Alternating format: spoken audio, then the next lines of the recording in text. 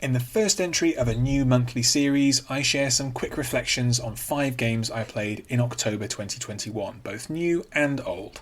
In this edition, I take a look at Eastward, Inscryption, REKKR Sunken Land, the demo of Supplice, and the FPS classic Return to Castle Wolfenstein.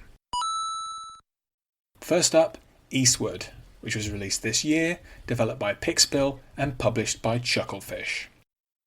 Top-down pixel art adventure Eastward was easily one of the most hyped indie releases of September this year. Pixpil is a new small studio based in Shanghai who display a tremendous skill for pixel art. Their first game is one of the most remarkable showcases for that style, maybe ever. I had the chance to belatedly review the game for Entertainium and found myself mostly agreeing with the wave of very positive takes.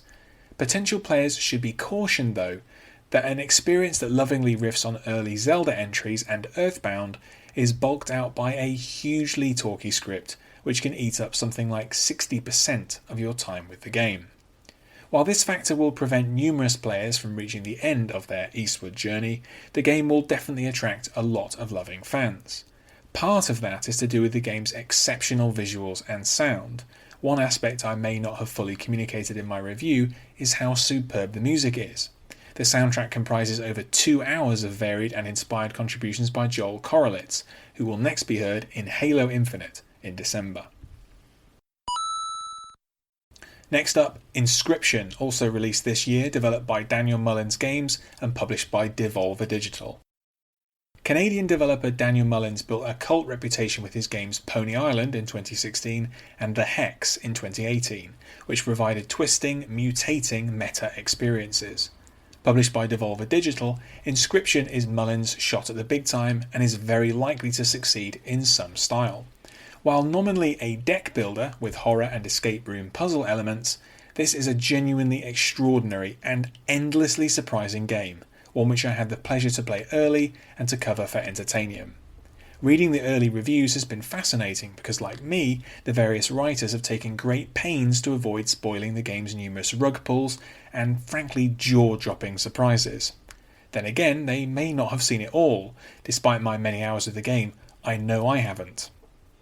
Inscryption isn't all about oddball weirdness and shooting for cult appeal though. The game is built on an extremely solid gameplay foundation driven by card play, which remains intriguing over the course of what is a fairly lengthy game. I'm not alone in thinking that this is my game of the year so far, by a large margin.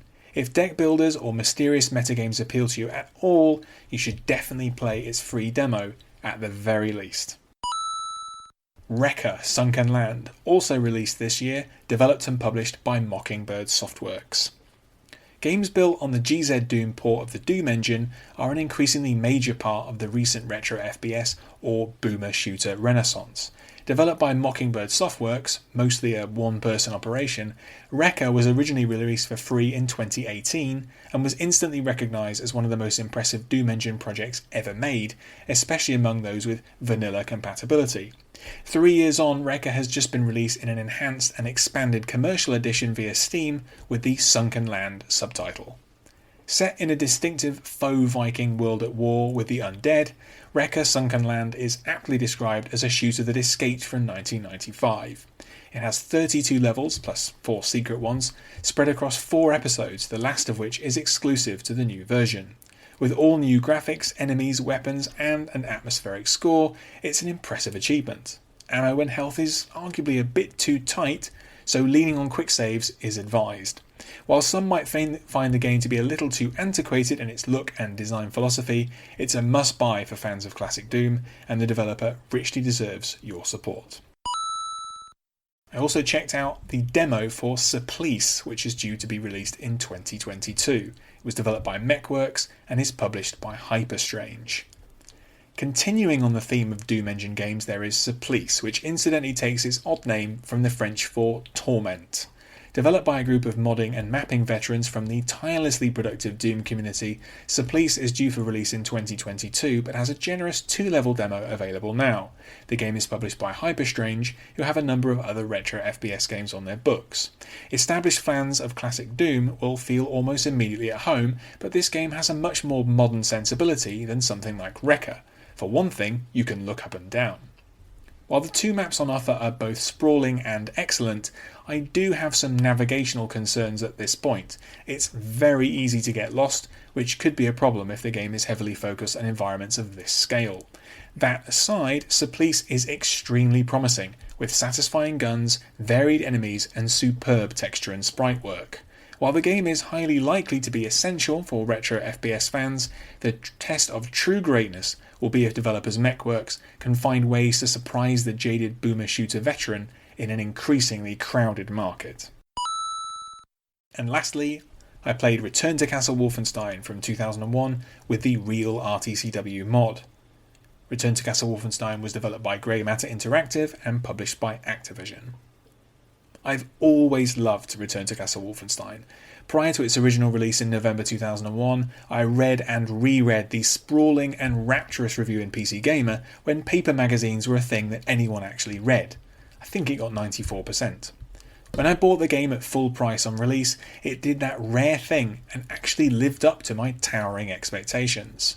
For the last 2 decades, I've replayed the game every year or two and still regard it as one of the best and most underrated first-person shooters ever made, and certainly of its era.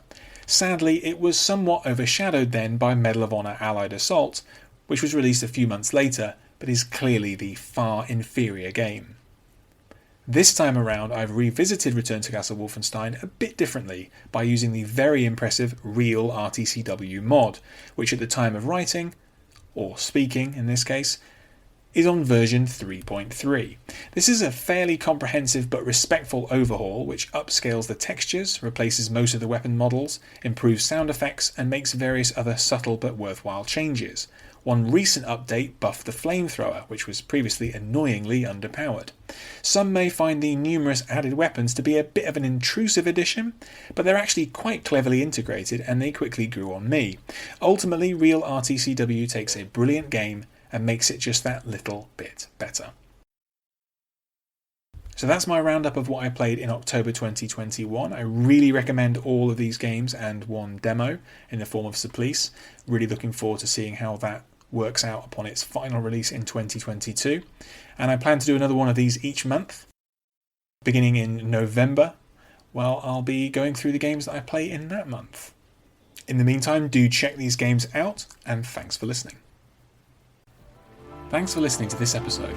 You can find more of my writing in text and audio form at my site andyjohnson.xyz. You can also find me on Twitter at andyjohnsonuk, and you can support me at patreon.com/andyjohnson. Catch you next time.